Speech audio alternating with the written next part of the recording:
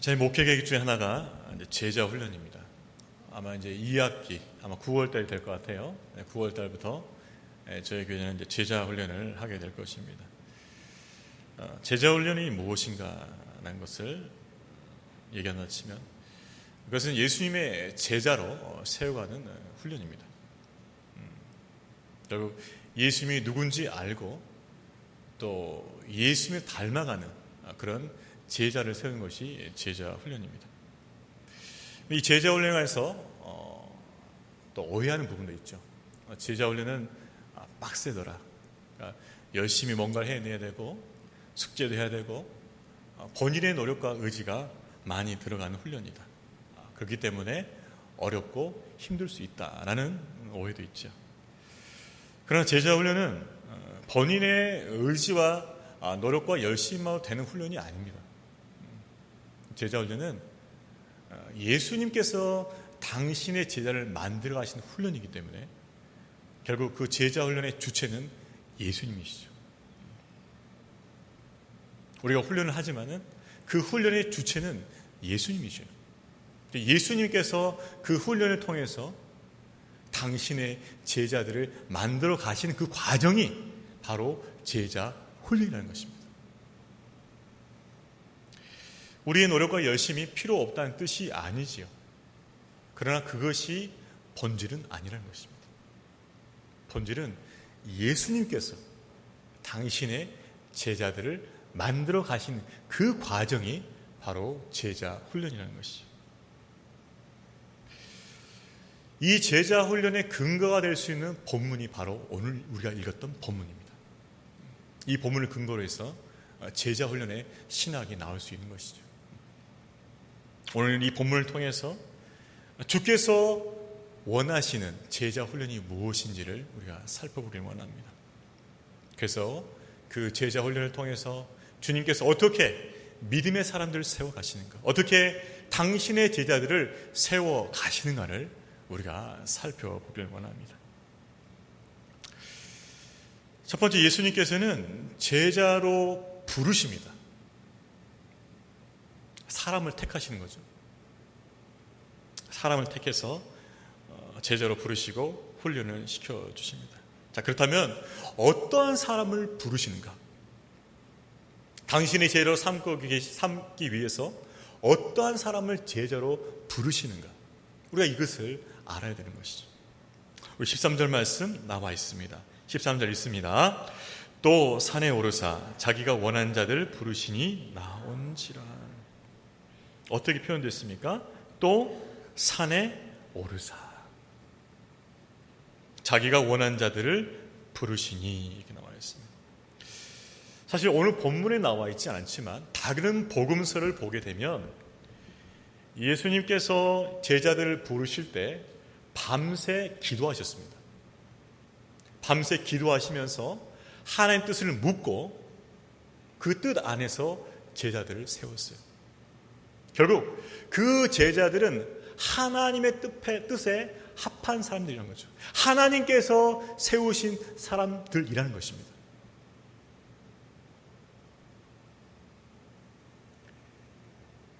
오늘 본문에 나온 이 산이란 이 장소도 그렇습니다.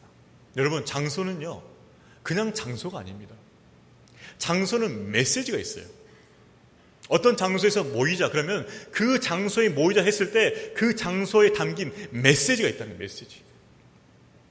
여러분, 누군가 여러분한테 와서 야, 화장실에서 보자 이러면 어떻게 되겠습니까?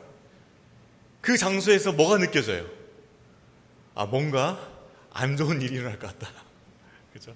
왜? 화장실이니까. 화장실에서 좋은 일이 일어나지 않잖아요. 그죠? 장소는 메시지가 있어요. 좋은 카페에서 만나자. 그런 거예요? 나와 같이 이렇게 친밀한 교제하길 원하는구나. 그 장소가 주는 메시지가 있다는 거죠. 유대인들에게 있어서 이 산은 메시지가 있습니다. 어떤 메시지일까요? 그것은 이 산의 메시지는요, 하나님께서 부르시는 장소, 하나님께서 계시를 주는 장소에서의 그 메시지가 있어요. 하나님이 부르시는 장소, 하나님께서 계시를 주는 장소라는 메시지가 담겨 있습니다. 왜 그럴까요? 이스라엘 백성이 홍해를 건너고 나서 이른 곳은 바로 시내산이었습니다. 그 시내산 가운데서 하나님께서 임재하셨고요, 모세를 통해서 율법, 십계명을 주신 것이죠. 그 후에 엘리야도 마찬가지입니다. 이 시내산에서 다시 하나님께 사명을 받고 계시를 받습니다. 예수님도 또 산에서 산상수훈을 가르쳐 주십니다. 그래서 유대인에게 있어서 이 산이라는 것은 신령한 곳이에요. 하나님께서 부르시는 곳, 하나님의 계시가 임하는 곳이에요. 말씀이 임하는 곳이에요. 그래서 이 산이라는 이 의미가 있는 거예요. 예수님께서 밤새 기도하시면서 제자를 세워주셨습니다. 산으로 불러주셨습니다. 하나님께서 이 제자들을 세우신다는 의미죠. 또 본문 말씀에 명백하게 나와 있습니다. 자기가 원하는 자들을 부르시니. 결국은 예수님께서 밤새 기도하시면서 삼위일체 하나님께서 세우신 사람들이 바로 이 12 제자라는 거예요.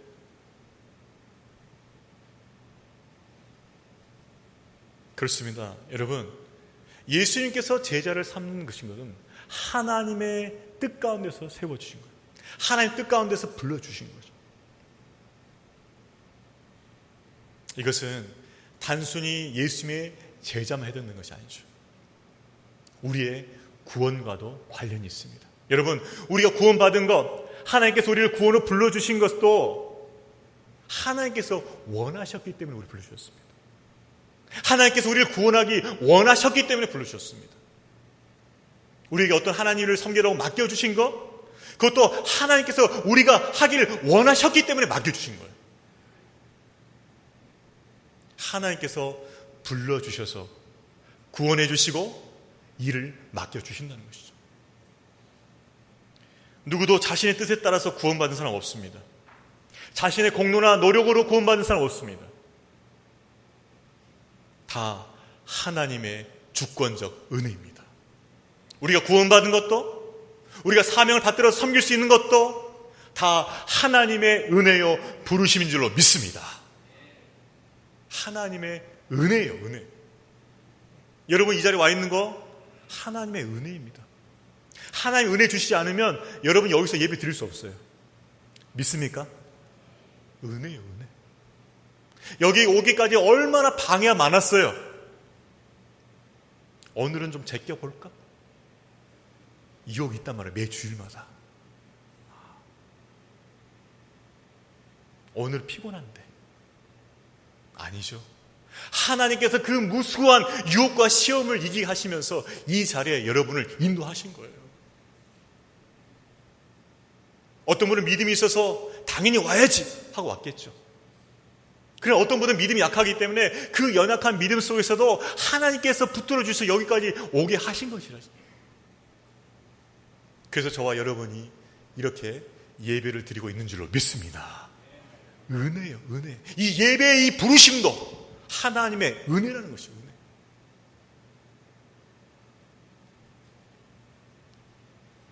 그렇기 때문에 그리스도인들은 하나님의 그 부르심의 은혜를 잘 알기 때문에 절대 교만하거나 자랑해서는 안 된다는 거예요. 하나님의 부르심을 받은 주의 일꾼들이나 성도들은 누구도 선택받은 그 부르심에 관련하여서 자기 자랑을 해서는 안 된다는 것입니다. 우리가 자랑할 것이 있다면 그것은 우리를 선택해 주신 주님의 은혜뿐이지요. 그래서 성경은 자랑하는 자는 주 안에서 자랑하라라고 말씀하죠. 주 안에서 자랑하라 말씀하시는 거죠.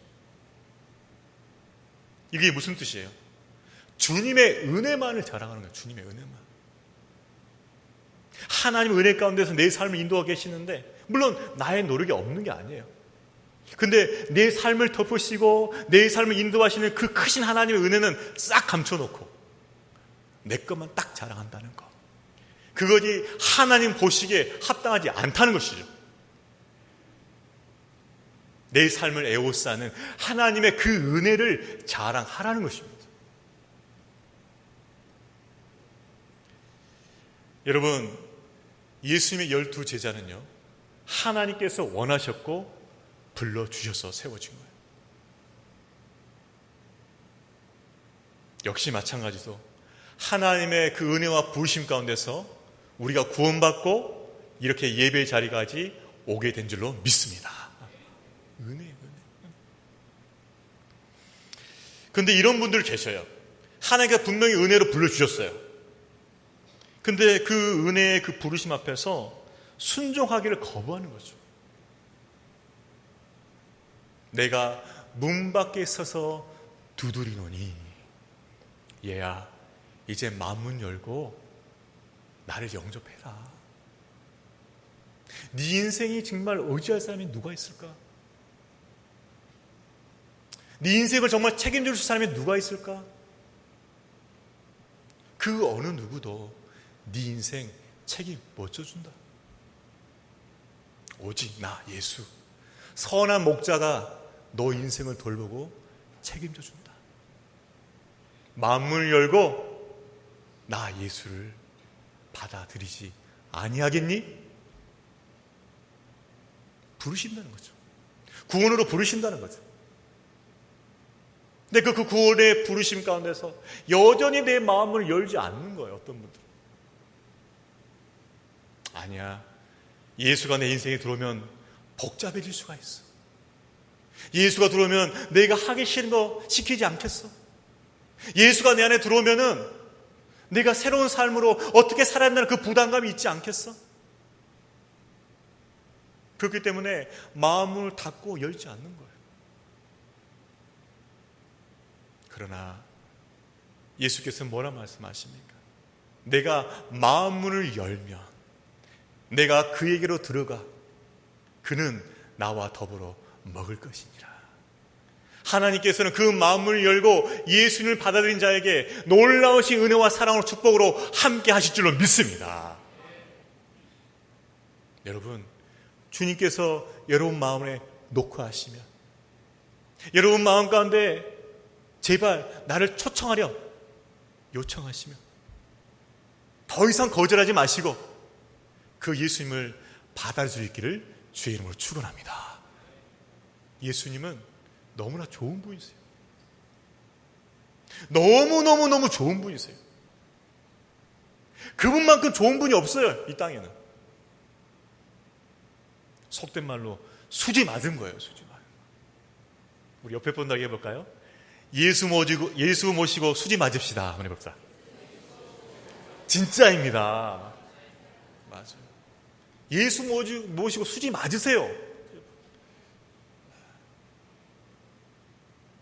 예수님이 여러분의 인생 가운데서 들어와 계시면 책임져 주셔요. 인도해 주셔요. 복된 삶으로 이끌어 주셔요. 더 이상 묶여있거나 어둠에 있을 필요 없어요. 그분은 빛이시요 생명이십니다. 분명히 여러분을 빛 가운데 인도할 것이며 분명히 여러분에게 생명을 주실 줄로 믿습니다.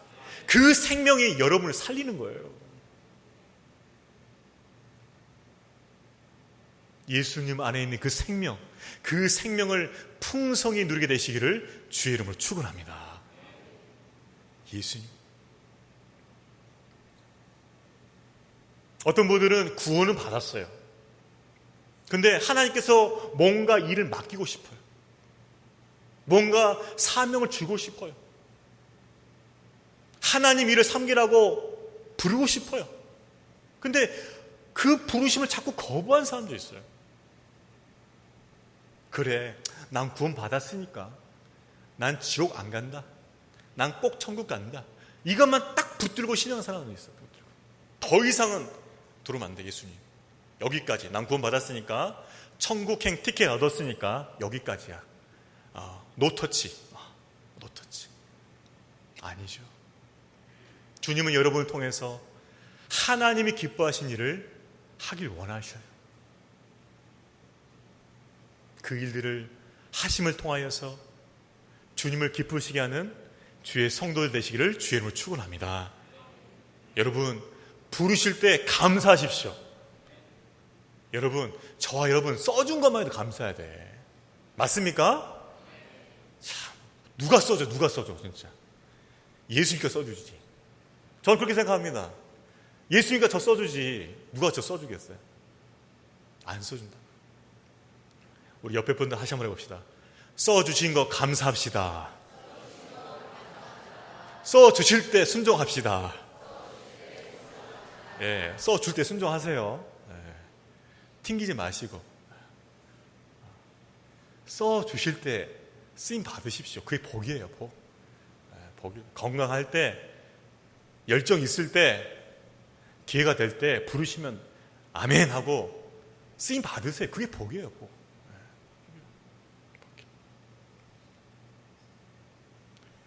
주께서 부르실 때 그 부르심 앞에 순종함을 통해서 복을 누리시기를 주의 이름으로 축원합니다. 또 마지막으로 이런 경우도 있어. 안 불러줬는데 부르신 것처럼 가는 분들이 계셔요. 안 불렀는데. 뭐 이런 게 있죠. 버스가 이렇게 속도 있게 가다가 갑자기 딱 멈추면 뒷좌석에 있는 분들이 갑자기 탁 튀어나가가지고 운전수가 저 부르셨어요. 안 불렀는데 무슨 말이에요? 주님께서 부르지 않고 그 자리에서 충성되게 지키라고 말했는데 자기 욕심 때문에 어딘가 가고 싶은 사람들이 있어. 내 욕심 때문에, 내 생각과 내 계획 때문에 자꾸 딴 짓을 하려고, 딴 짓을. 안 불렀는데. 그때 주님의 부르심 뭡니까? 바로 그 자리가 부르심의 자리예요. 그 자리에서 충성하는 거, 그게 부르심이고 그 부르심 앞에 순종하는 거예요. 우리는 주께서 부르실 때는 담대히 나아가고 그 부르심이 특별히 없을 때는 그 자리를 지키는 것이 충성인 줄로 믿습니다. 그거예요. 그거. 부르시면 담대히 나아가고 계속 그 자리를 지키라는 거예요. 충성되이 지켜야 되는 거예요. 그게 우리가 성도가 해야 할 모습이에요. 그게 제자예요. 저와 여러분은 하나님의 그 부르심을 따라 행하기를 주의 이름으로 축원합니다. 그게 제자된 모습이에요. 자, 그렇다면 예수님께서는 그 제자들을 분명히 어떠한 목적 가운데 부르신다는 거죠. 그냥 부르신 법이 없죠. 어떠한 목적으로 불러주셨을까요? 분명히 목적이 있을 텐데 바로 그것이 14절, 15절 나와 있어요. 우리 같이 한번 읽어봅니다. 이에 12를 세우셨으며 이는 자기와 함께 있게 하시고 또 보내사 전도도 하며 귀신을 내쫓는 권능도 가지게 하려 하십니다. 세 가지로 분류가 됩니다. 첫 번째는 뭐예요? 자기와 함께 하시기 위해서. 함께. 여러분, 예수님을 알고 예수님 닮아가려면 가장 중요한 게 뭐냐면 예수님과 오래 있어야 돼요. 오래. 여러분, 누군가를 잘 알고 누군가를 닮아가려면 어떻게 됩니까? 접촉하는 시간이 많아야겠죠. 그죠? 함께 있는 시간이 많아야 돼요. 즉 예수님과 함께 거하는 것, 이것이 가장 우선순위라는 거죠. 예수님과 함께하면서 제자들은요, 예수님의 삶을 배웠습니다. 아, 예수님은 새벽 일찍 미명이 기도하시는구나. 배웠어요. 사마리아 여인을 그 쫓아가는 걸 보면서 아, 예수님은 한 영혼을 천하보다 귀히 여기시는구나. 그걸 배운 거죠.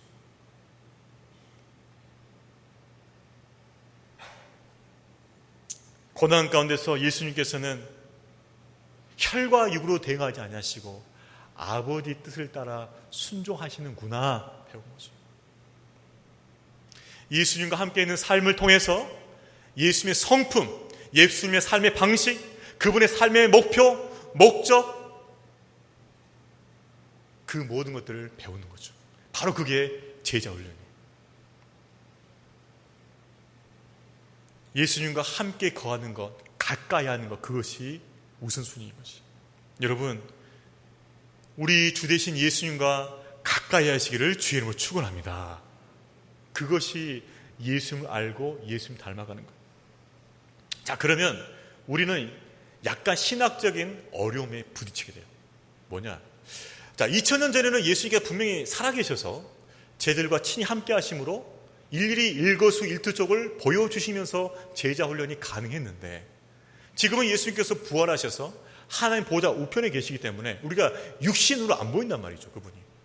그러면 어떻게 예수님을 가까이 하고 예수님과 함께하는 제자 훈련이 가능하냐 이 말이죠. 어떻게 제자 훈련이 가능합니까? 그것은 예수님께서 부활하시고 우리 가운데 무엇을 부어주셨습니까? 성령을 부어주셨습니다. 예수의 영이신 성령을 부어주심을 통하여서 바로 예수의 영이신 그 성령께서 우리 삶 가운데 함께 하시는 말미암아 제자 훈련이 가능하다는 거죠. 우리 삶을 예수를 알게 하고 예수님 닮게 하신 분이 바로 우리 안에 계신, 우리 안에 내주하고 계신 성령인 줄로 믿습니다. 성령께서 함께 하시니까 우리 삶을 예수님의 제자로 만들어 가시는 거죠. 요즘 제가 신방도 하고 또 여러 가지 일을 하다 보니까 바쁘고 피곤해질 때가 있었습니다. 여러분, 바쁘고 피곤해지면 생기는 습관이 하나가 있어요. 뭘까요? 게을러져요. 게을러져요. 저도 조금 게을러지려고 하더라고요. 애들과 놀아주는 것도 게을러져요. 뭐 하는 것도 좀 게을러져요. 몸이 피곤하니까, 바쁘니까. 근데 이제 게을러지려고 하니까 빨리 그냥 잠이나 자자 하고 그냥 딱 누우면은 성령님께서 너 이거 하고 자야 된다. 그럴 때 이제 바로 이렇게 반응하면 얼마나 좋겠습니까, 목사가. 근데 저도 인간인지라 나중에 해도 될 것 같은데 하면서 제가 일단 반기고 시작해요. 딱 있으면 그러면 또 성령께서 아니다, 지금 해야 된다. 계속 생각을 주시는 거예요. 생각을 주시는 거예요. 그럼 어떻게 됩니까? 일어서 하죠. 일어서서 해야 되는 거예요. 바로 이것이 성령님이 인도하시는 삶이에요. 내 육신대로 살 것이 아니고, 내 정욕대로 살 것이 아니고, 성령 안에서 하나님 뜻대로 사는 것, 바로 그것이 예수의 제자라는 삶인 줄로 믿습니다. 그것이 제자 훈련이에요. 성령의 인도하심을 따라 사는 것, 그래서 주님 뜻 안에서 사는 것, 그분과 동행하는 것, 그것이 제자 훈련이에요. 제자 훈련은 클래스에서 이루어지는 것이 아닙니다. 내 삶 속에서 이루어지는 것이 바로 제자 훈련이에요. 교회에서 하는 것은 그 제자 훈련된 삶을 도와주는 역할이에요.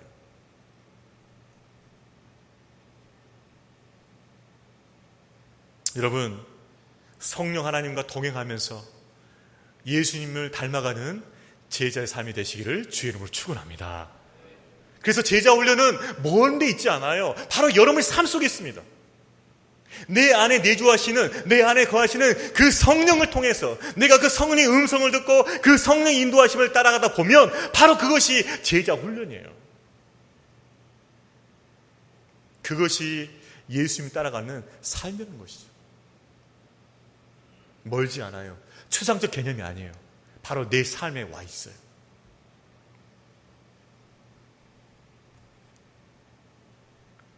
성령 안에서 주님의 뜻을 따라서 동행하시는 예수님의 제자 되시기를 주의 이름으로 축원합니다. 예수님께 부르신 목적이 바로 그거예요.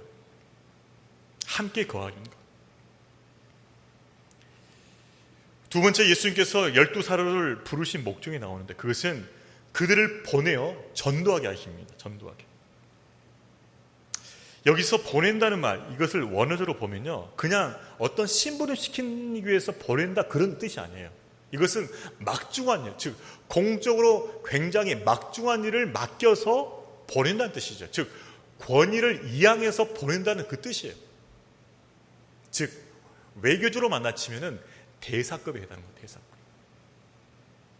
한 국가가 다른 국가가 그 관계를 결정할 수 있는 어떤 사절단, 대사의 파송을 의미한 단어입니다. 이 단어.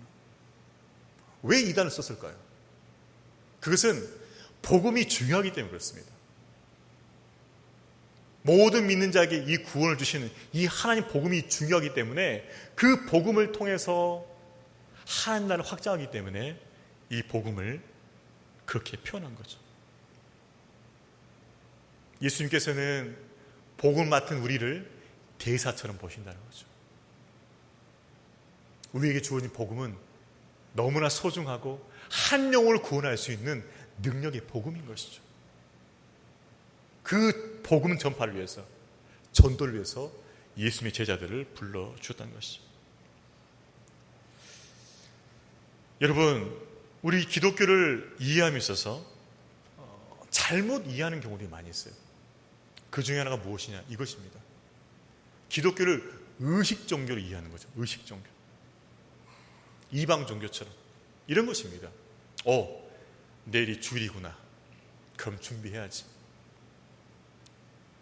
돈을 다리미로 다립니다. 전날. 그날 아침은 목욕제게. 머리끝부터 발끝까지 깨끗이 씻고. 새로운 옷, 새 양말. 가뿐하게. 그리고 와서 기도를 잘 준비하고. 그래서 예배를 잘 드리고 은혜도 받고 목사님 축도 받고 나가면서 이야, 오늘 예배 잘 드렸네. 끝!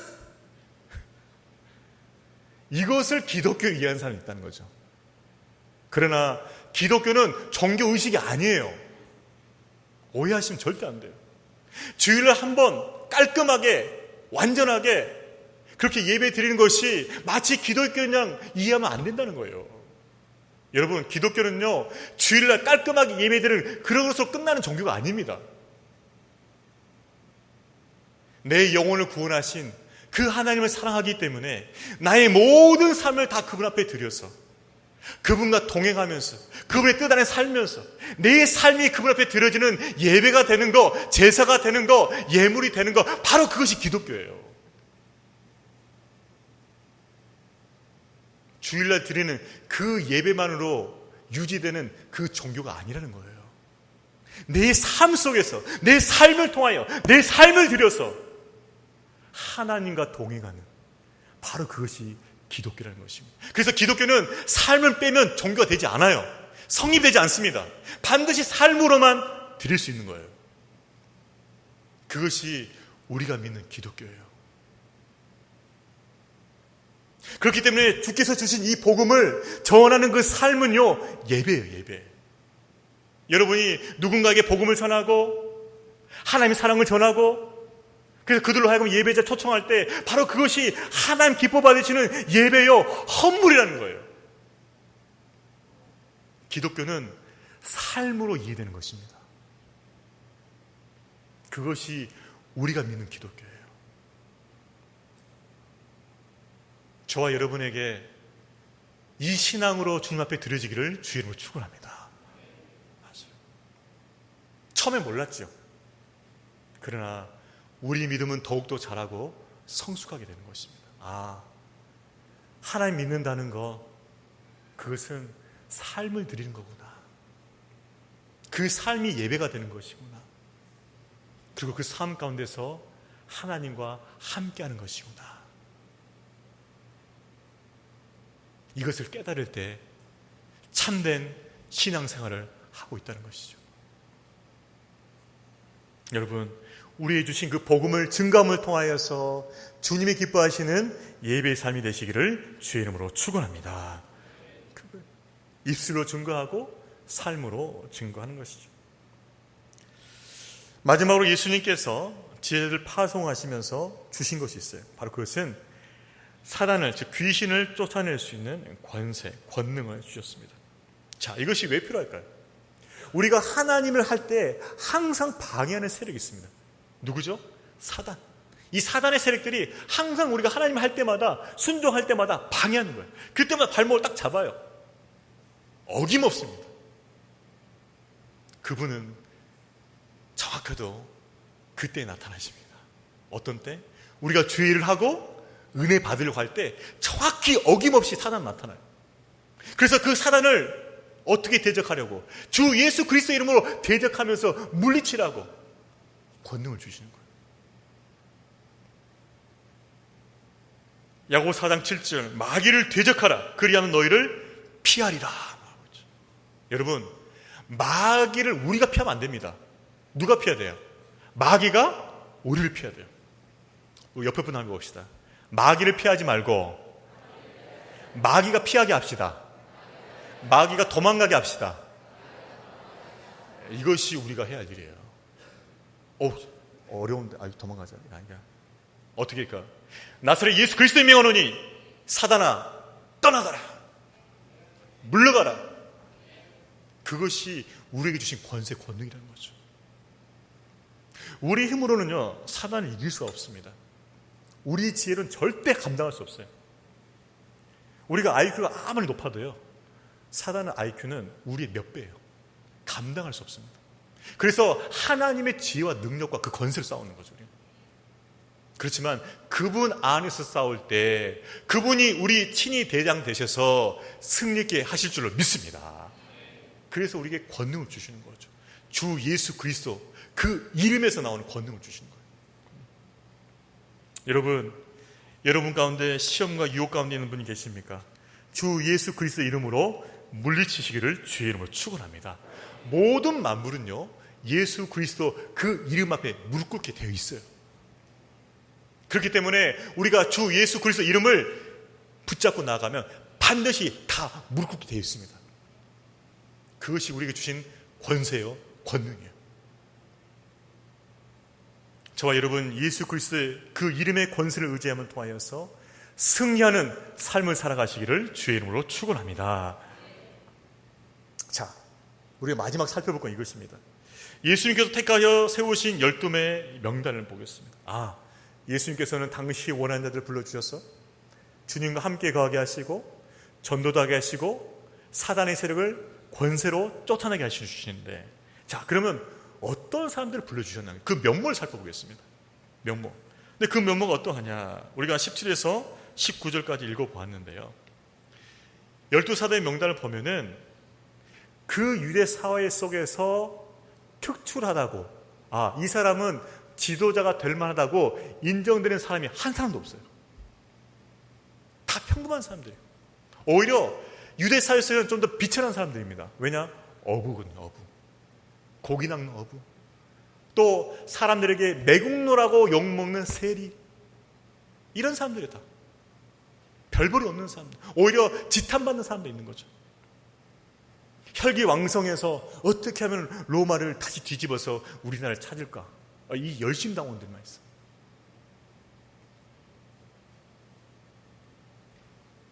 아무도 주목하지 않는 사람들이 12사도로 구성된 겁니다. 쉽게 말하면 오합지졸이에요. 오합지졸. 오합지졸 모은 거예요. 지금 모아놓고. 그러면서 사도단을 구성하신 것이죠. 왜 그러셨을까요? 여기는 하나님의 오묘한 섭리가 있습니다.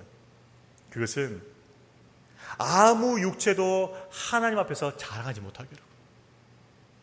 내가 만약에 특수한 계층, 특수한 신분, 어떤 탁월한 어떤 것을 가지고 하나님 앞에 부르심 받았다 치면, 그래, 내가 이 정도 되니까 불러주셨지. 내가 이 정도 부와 재산과 능력이 있으니까 쓰실만 하니까 불러준 거 아니겠어라고 착각하고 교만한다는 거예요. 그러면 어떻게 될까요? 하나님의 은혜를 가리게 되죠.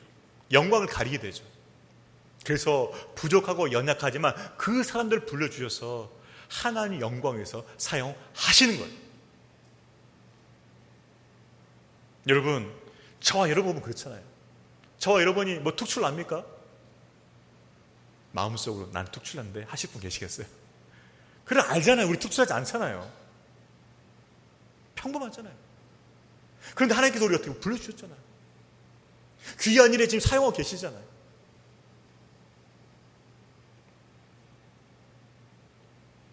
그뿐만이 아닙니다. 부르심 받은 그들은 결코 믿음에서 또 강한 사람들이 아니었어요. 베드로 누굽니까? 예수님을 3번 부인한 사람이에요. 내가 예수를 알면 내가 저주받아도 괜찮아하고 저주 맹세까지 하면서 예수님 부인했던 사람이에요. 3번씩이나. 도마 어떤 사람이에요? 부활한 것을 예수님들이 다 봤는데 나는 못 봤다. 내가 예수님이 그 못 박힌 그 손과 발을 내가 찔러보기까지는 나 못 믿겠다. 믿음이 약한 사람이었어. 심지어 가룟 유다, 예수님을 은 30냥에 팔아 넘겼습니다. 외모로 보나 영적으로 보나 탁월한 사람들이 아니었어요. 그 사람들을 주께서 원하셔서 불러주시고 사용해 주신 거예요. 그런데 놀라운 것은요, 가룟 유다 빼놓고는 예수님 사후에 교회 기둥같이 다 쓰여졌다는 거예요. 사회 속에서 연약하고 별보는 이 사람들이, 영적으로 탁월하지 못했던 이 사람들이 결국은 하나님 은혜 가운데서 교회의 기둥처럼 다 쓰였다는 것이에요. 이것이 우리의 소망이 되는 줄로 믿습니다. 여러분, 우리가 부심받을 때 어땠어요? 평범하고 비천하고 내 인생 하나 가누지 못할, 그 가눌 만한 힘도 없었던 그 연약한 사람도 우리였지 않습니까? 지금도 그렇게 됐고, 무언가를 큰 거를 그릴 수만한 어떤 그런 역량도 안 되잖아요, 우리가.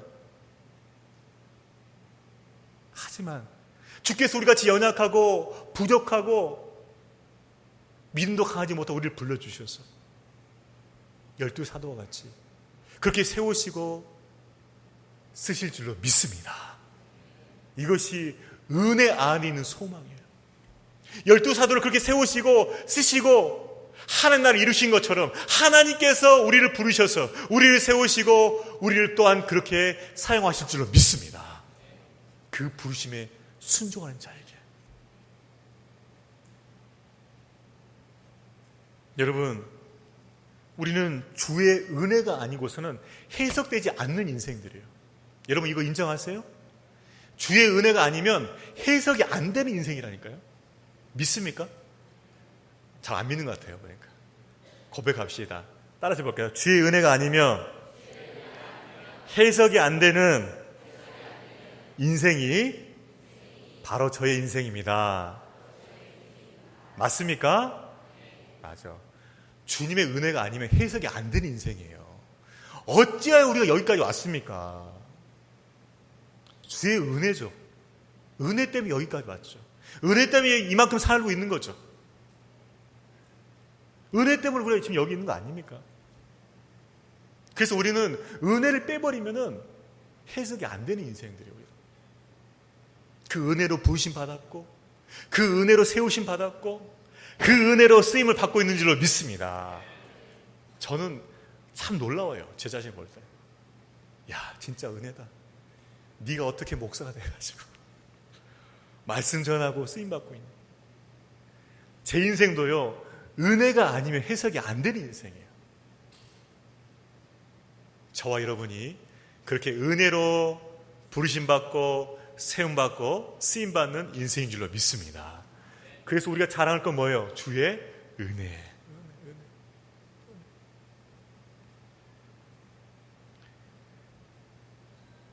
우리에게 베푸신 그 은혜를 자랑하고 또 그 은혜 안에서 우리를 귀하게 쓰실 것을 소망하는 저와 여러분 되기를 주의 이름으로 축원합니다.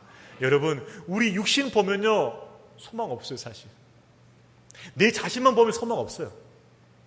하지만 내 삶을 에워싸는 그분의 은혜가 있기 때문에 우리가 소망인 줄 믿습니다. 그 은혜를 바라보십시오.